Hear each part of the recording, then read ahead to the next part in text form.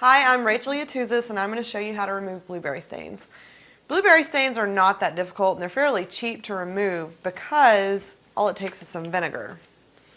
Vinegar works great for everything. I would just pour a tiny bit of vinegar, or that wasn't a tiny bit, but you're not going to hurt the stain, so, dump some vinegar on there, whatever.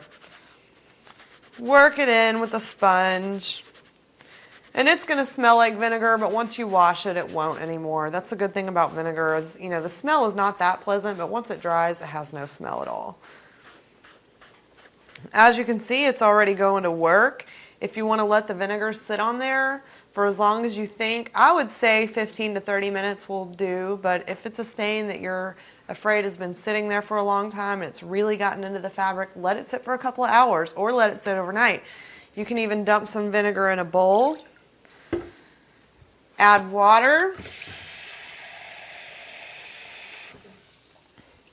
and really let that soak.